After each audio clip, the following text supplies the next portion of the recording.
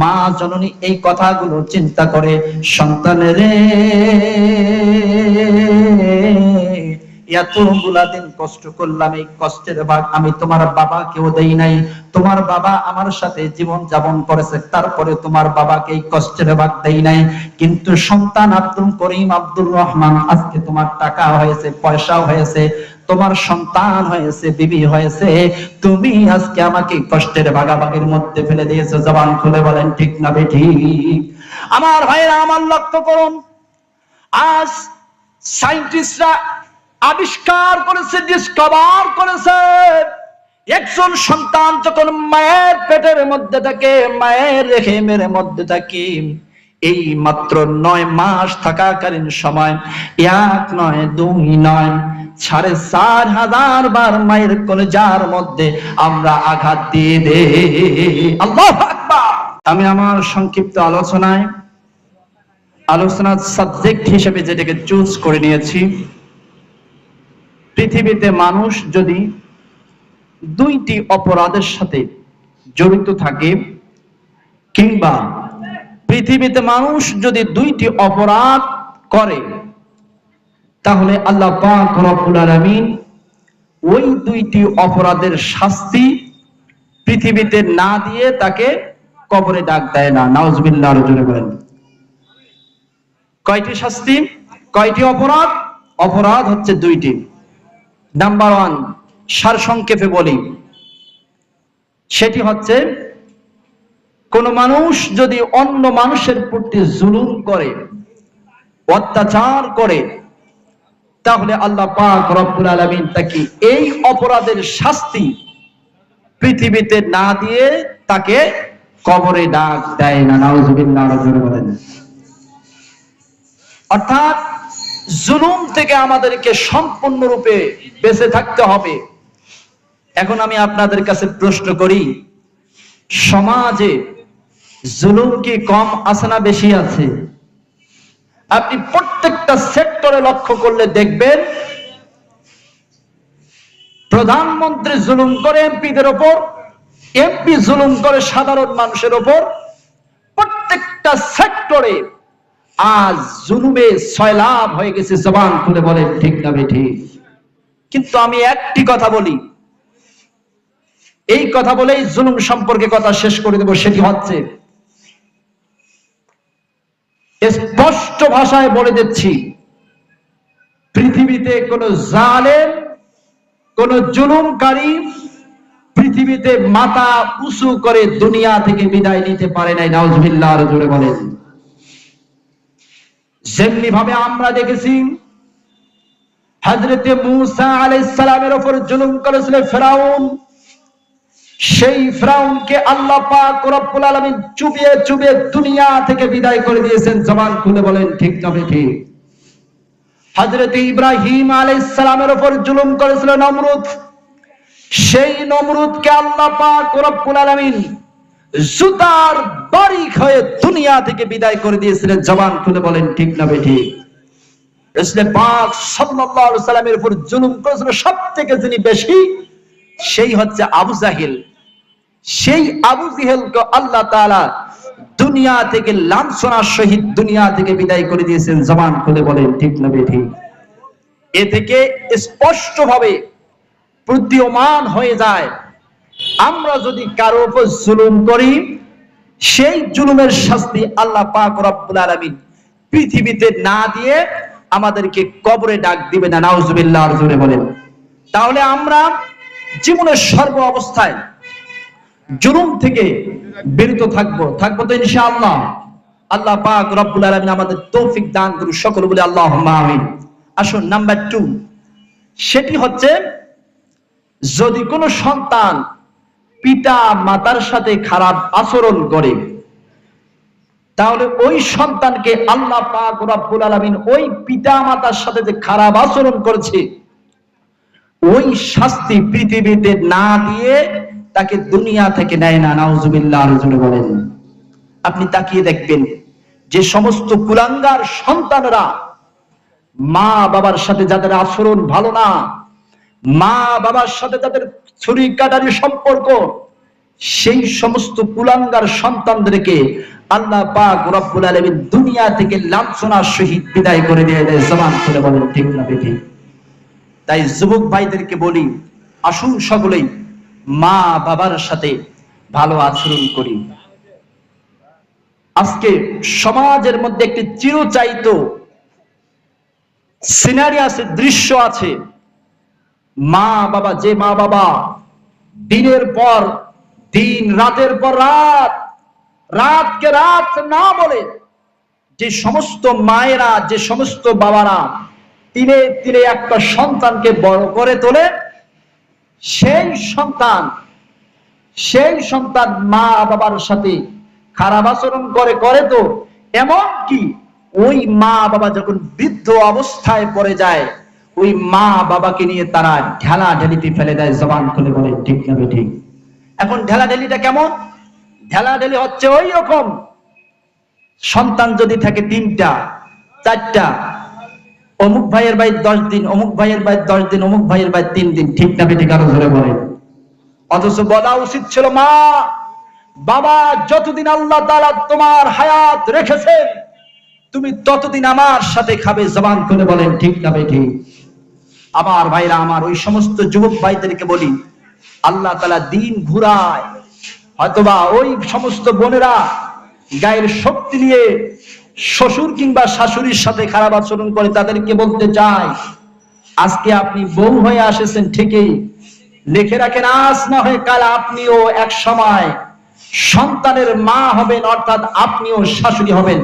আপনি যে আচরণ আপনার শ্বশুর শাশুড়ির সাথে করবেন, আপনার সন্তানও ঠিক আপনার সাথে সেই আচরণ করবে। জবান খুলে বলে ঠিক না বেঠিক? কারণ আল্লাহ পাক রব্বুল আলামিন বলেন, নুদাফিলুহা বাইনান নাসি ওয়া লিয়ালামাল্লাহুল্লাযীনা আমানু ওয়া ইয়াত্তাখিযা মিনকুম শুহাদা।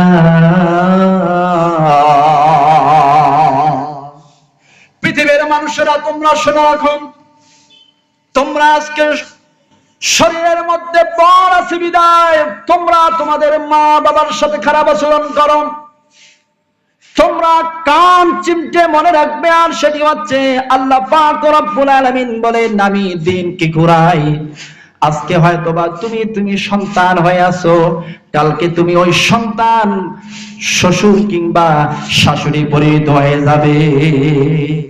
আসুন ভাইরা আমার, আমরা মা বাবার সাথে ভালো আচরণ করবো তো ইনশাআল্লাহ।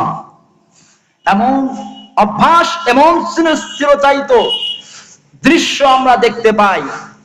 3 সন্তান 10 দিন অর্থাৎ 9 দিন যখন হয়ে যায় কিংবা 10 দিন হয়ে যায়, নাতির দ্বারা কিংবা নাতনির দ্বারা বলে, দাদবা কিংবা বুবু আজকে কিন্তু তোমার খাওয়া আমাদের থেকে শেষ, আগামীকালকে থেকে বড় আব্বার বাড়ি কিংবা চাচার বাড়ি। জবান খুলে বলেন ঠিক না বেঠিক? মা খেতে বসেছে, এই কথা শোনার সঙ্গে সঙ্গে মা ঠিক মতো খেতে পারে না। কারণ হচ্ছে, এই কারণটা আমি আপনাদের সামনে ফাইন্ড আউট করব। আমার ভাইরা আমার, লক্ষ্য করুন, আমার আপনার প্রিয় মা জননী যখন এই কথা শুনে, আমার আজকে খাওয়া শেষ, আব্দুল করিম আব্দুর রহমানের বাড়িতে খাওয়া শেষ হয়ে যায়, মা বাবা চিন্তায় পড়ে যায়, সন্তানের 1 নয় 2 নয় 9টি মাস তোমাকে আমি পেটের মধ্যে নিয়েছিলাম। মা কান্না করে আর চিন্তা করে, ও সন্তান, 1 নয় 2 নয় 9টি মাস তোমাকে আমি পেটের মধ্যে নিয়ে সমাজের মধ্যে চলাফেরা করেছিলাম, এমন অবস্থা আমার হয়ে গেছিল, আমি মা ঠিক মতো খাইতে পারতাম না, ঠিক মতো চলাফেরা করতে পারতাম না। আমার ভাইরা আমার, চাচাজিরা, জবান খুলে বলেন ঠিক না বেঠিক? একজন মা যখন গর্ভবতী হয়ে যায়, একজন মা যখন প্রেগন্যান্সি হয়ে যায়, আমার ভাইরা আমার, লক্ষ্য করুন, মা প্রচন্ড খিদা পেয়ে যায়, সকালে খেতে পারে না, দুপুরে খেতে পারে না, রাতের মধ্যে ঘুমাতে পারে না। এই মা জননী যখন খিদায় কাতর হয়ে যায়। মা বড় আশা বড় আকাঙ্ক্ষা নিয়ে প্লেটটা নিয়ে খেতে বসে। আমার ভাইরা আমার জবান খুলে বলেন ঠিক না বেঠিক? মা জননী প্লেটটা নিয়ে যখন বসে যায়, এমন এক সময় আমরা যখন পেটের মধ্যে ছিলাম, আমরা যখন আমাদের মা জননীর পেটের মধ্যে ছিলাম, মা যখন লোকমাটা মুখের মধ্যে দিয়ে দিবে, ঠিক ওই সময় এই আমরা যেমন পেটের মধ্যে ছিলাম, মায়ের কলিজার মধ্যে আঘাত দিয়েছিলাম। জবান খুলে বলেন ঠিক না বেঠিক? সেই মা জননী আর খাবারটা শেষ করতে পারতেন না, প্লেটটা রেখে দিয়ে বিছানার মধ্যে ঘর ধরে সময়গুলো পার করতেন। এভাবে এক নয় দুই নয়, শত শত দিন, বছরের পর বছর সময় পার করে। জবান খুলে বলেন ঠিক না বেঠিক? এই মা জননী খেতে পারে না। আমার ভাইরা আমার লক্ষ্য করুন, মা জননী এই কথাগুলো চিন্তা করে, সন্তানের এতগুলা দিন কষ্ট করলাম, এই কষ্টের ভাগ আমি তোমার বাবাকেও দেই নাই। তোমার বাবা আমার সাথে জীবন যাপন করেছে, তারপরে তোমার বাবাকে এই কষ্টের ভাগ দেই নাই। কিন্তু সন্তান আব্দুল করিম, আব্দুর রহমান, আজকে তোমার টাকা হয়েছে, পয়সা হয়েছে, তোমার সন্তান হয়েছে, বিবি হয়েছে, তুমি আজকে আমাকে কষ্টের ভাগাভাগির মধ্যে ফেলে দিয়েছো। জবান খুলে বলেন ঠিক না বেঠিক?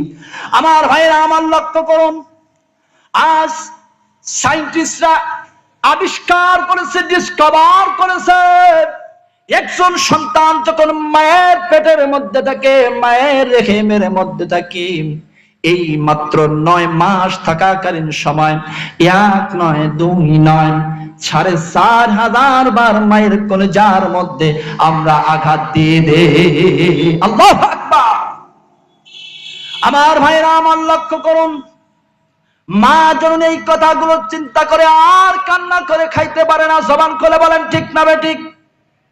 আপনারা লক্ষ্য করলে দেখবেন, আজকে তো বাচ্চা প্রসবকালীন সময় মানুষ আর ধৈর্য ধারণ করে না।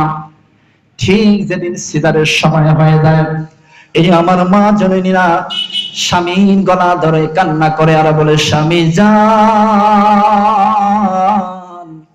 দীর্ঘদিন তোমার সাথে সময় পার করেছি, তোমার সাথে জীবন অতিবাহিত করেছি, আমার যদি কোনো ভুল ভ্রান্তি হয়ে যায় মাফ করে দাও। জবান খুলে বলেন ঠিক না বেঠিক? এইভাবে মা কান্না করে আঘাত করে শ্বশুরের কাছে বিদায় নিয়ে নেয়, এমনকি শাশুড়ির কাছে বিদায় নিয়ে যায়, প্রতিবেশীর কাছে বিদায় নিয়ে নেয়। মা জননী যখন ছটফট করে, আমার ভাইরা আমার লক্ষ্য করলে দেখবেন, বাড়িতে যখন বাচ্চা একজন মা প্রসব করে, গলা কাটা মুরগির মতো মা লাফাতে থাকে। জবান খুলে বলেন ঠিক না বেঠিক? মা চিন্তা করে আর বলে, সন্তানের এতগুলো কষ্ট করেছিলাম, যখন তোমাকে আমি প্রসব করেছিলাম, মৃত্যুর সঙ্গে আমি পাঞ্জা লড়ছিলাম, এই কষ্টের ভাগ তোমার বাবাকেও দেই নাই, কিন্তু তুমি আজকে স্বাবলম্বী হয়ে গেছো, তোমার আজকে অ্যাবিলিটি হয়েছে, তুমি আজকে আমাকে ভাগাভাগির মধ্যে ফেলে দিয়েছো। জবান খুলে বলেন ঠিক না বেঠিক? আমার ভাইরা আমার, এমন কিছু সমাজের মধ্যে কুলাঙ্গার মার্কা সন্তান আছে, যে সন্তানরা মা বাবার গায়ে হাত তুলাতো, অর্থাৎ হাত তুলতেও দ্বিধাবোধ করে না। জবান খুলে বলেন ঠিক না বেঠিক? আমার ভাইরা আমার লক্ষ্য করুন, ছোট্ট একটি দৃষ্টান্ত দিলেই বুঝতে পারবেন, মায়ের সাথে খারাপ আচরণ করলে পরিণতি কি হয়ে যাবে।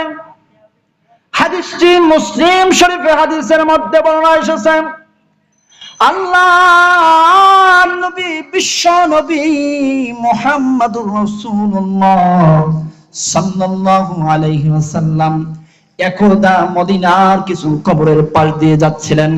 হঠাৎ করে আল্লাহর নবী দাঁড়িয়ে গেলেন, সাহাবীদেরকে ডাক দিয়ে বললেন, সাহাবীরা রে, তোমরা কে কোথায় আছো? আমার ভাইরা মনে অনেক বড় লম্বা ইতিহাস।